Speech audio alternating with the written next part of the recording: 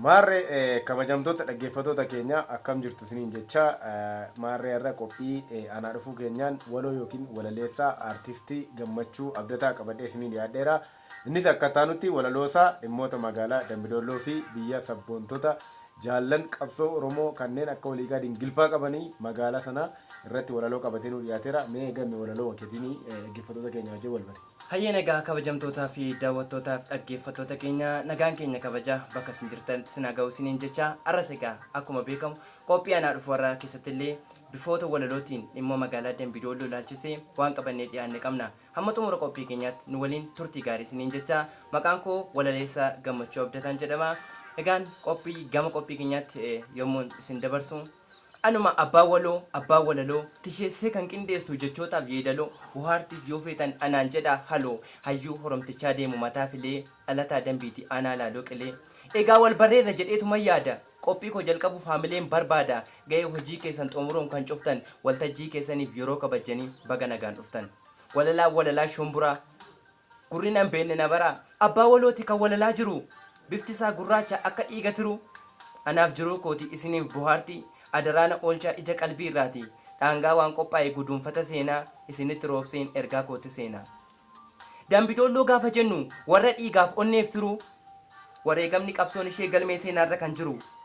dhugaa dubbannaan dhugaadha sobaan hin beeku coqqolloo jireenyaafis kan mijattu birriin ishee akka boqqolloo biyya utuu keessan darbin namni waa meeqa ilaalu bareedinni magaalattii iskiriinii fuulaa caalu daawwannaadhaaf kan dhufani bakkeewwanis qabdi shaggaa jirtuu ijoollee dambii koo kan hin duunellee wal argaa jirtuu akka miree dambii koo warra leeqaa nuti ilmaan abbaa tokkooti durii kaaseen sin beekaa akkam nagaa keessanii warri gamaaf gamana dubbadhaa waan feetanii nutu waliif kafana argamni keenya tokko galma keenya gaafata alagaa garaan beeknu nutu walii yaafata dambii koo yeroo jennu akka mogge'eef qaba mukti gaaddisa biyyaa Dambidolloo yoo waamu lafee eebbisaa addunyaa boolla keessaatii iyya dachee seena qabeetti kan gootonni baay'een sirratti wareegamte ilmaan kee har'as jiru hiddi kafana keetii kan sirraa handhuuramte eenyu jedhee waamuree ilmaan kee warra hangafaa kabaja narraa qabda jaalala kee nattafaa gaafan si dhiisee deemuuf achi as ba'e suuqaa imimmaan kee jaguutee boo'ichaaf si quqquuqaa hirqinfuu jaalala keen maqaa meeqana waamtee aadaaf safuu koo eegi jettee galaanaaf dhaamte cabcaffuu jaalala kee harkaanis laaqaa dhoqqee imimmaan koo facaasaan gaafa si biraa sokke anis duudhaa keen ganne aadaa kee kan wallaggaa ilmaan keenan wal bare kan hin duune wal argaa imala kee gaafichaa miiltoo kee wajjin kaane ilmaan kee sayyoolee qaan arrallee fira taane yommuttiin akkas jedhu egaa teessee lakkaa'in akkoodhaaf akaakilee warri dambii jirtanis gabaa arbiif machaaraa warroonni laaloo qilee gaa'oo qeebbeedhaaf canqaa daallee sadii aroo sabbuu nagaa koo sin gaafadhu malee sin biran darbu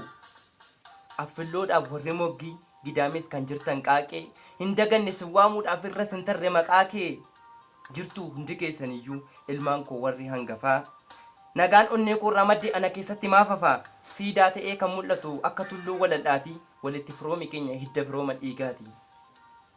dambii koo Dambidolloo goota ija barbadaa waa'ee kee dubbachuudhaaf jechan harkaa babbadaa teessumni lafa keetii kan hin qabne sinkilii anis sirraan dhaladhe sanyoo liqaa dingilii gola seenaa kee yaadadhee yommuu yaadu galagalchee awwarqituu irraan dhaladhe olii kaadha kan na dhalchee ilma obboleessa taaddee maqaa koo beektu Gammachuu sanyii karkarroollee miti leencuma leenca kan dhalchu dambii kootu dura akkasii yeroo loon bobbaafatanii bagan jiraadhee dhagee maqaas moggaafatanii kichuu koollee ola deemtu biqiltuu koo akka xobbee anis bagan kan kee ta'e dambii koo biyya abbaa torbee ciiseen beeku waa'ee keetiif diinni foolii keellee suufaa gocha kee gaafan ilaalu utuun hin nyaatinan quufaa kashalabbeedhaaf yattu kan uummata illee saamsise abbaa torbee fuffunaanee dambii koo maqaa waamsise Dambidolloo sanyii gootaa iddituu koo akka soomsaa abbaa torbee qabaachuun kee yuuneeskootti iyyuu si boonsaa xiinxala sammuu qabaadhu ofirraa buti fageessi gaafa rooroon sitti cimtu hospitaala abbaa torbeetti rifeerii illee naa barreessi si qaqqaba meesejiinsaa guyyaadhaaf saatii dhaabbata utuu ati juufuun fultuu mataa dhufee si yaabbata maali yaa waaqa uumaa koo maaf na galchite cubbuutti abbaan torbeeyyuu sitti maqorataa dhimma lubbuuti jedhee yommuttiin goolabu hori horadhu ka qalbii jirra nuti hin duune ilmaan keellee warri dambii faffacaanee jiraannullee akka ilmoolee simbiraa inni nu dheebochaa turre 4 kiiloo galee jira egaa maalummaa koo beekaa mala kiyyaamaa wallaala yaada kiyyaanis fagaadhee garuu yaaddoo kootu caala itittuullee gurguradheen amallee bitadhee dhugaa teessuma gubbaa taa'ee tan qilleensa irratti illee mugaa haamilee koo kabalaatan abdii kiyyallee kuffisa rakkina koo baqachaa tan dhiphina koo immoo dubbisa kafana koo babbaqaqseen hodhuudhaafis limmoo qara ofii koollee dagadhee tan gaaddidduu koo laalee bara hinduune ani siif jira sabboontichi kee gammachuu waaqni sirraa addana baase milkeensatti naa galchuu galatooma. Ulfaadhu gammee walaloo kennu bu'aarteetta dhaggeeffattoota koo bu'aarteetta baay'ee si galateeffadha akkasuma qophii koo kabajjee dhaggeeffattoota koo kabajjee akka waadaa isaanii galee akka ni waadaa dhaggeeffattoota kootii guutuu fi yeroo kee aarsaa gootee istiidiyoo kootti argamtee walaloo kana naa dhiyeessuu keetiif guddaan si galateeffadha hin badiin qalamni kee mirgisu yeroo biraallee akka deebitee na argitu jedha. Galatoomaa anillee gammachuun koo guddaadha gama dhaggeeffattoonni keenya illee iddoo garaagaraa ta'anii weebsaayitii keenyaan hordofaa kan jiran illee bakka jirtanitti galanni koo guddaadhaan isiniin jedha maarreegaa torban immoo mata duree kan biraan hamma walitti deebinutti turtii gaarii isiniin jenna toora bilbila keenya duwwaa 93398 duwwaa 685 yoo jettan kallattii hundumaatiin nu argachuu dandeessu weebsaayitii keenya immoo websaayitiin keenya dhaggeeffattoota keenya kan koo YouTube irratti abbayyaa yoo jettan waloo fi walaleessaa ajaa'ibaa gammee argachuu dandeessu akkasuma Facebook isaatiin gammachuu abdataa yoo jettan argachuu dandeessu. Sararri bilbila koo yaada keessan naa kennuu barbaadan duwwaa 917 duwwaa 8 duwwaa 820 imeeliin koo abbayyaa0@gmail.com dha.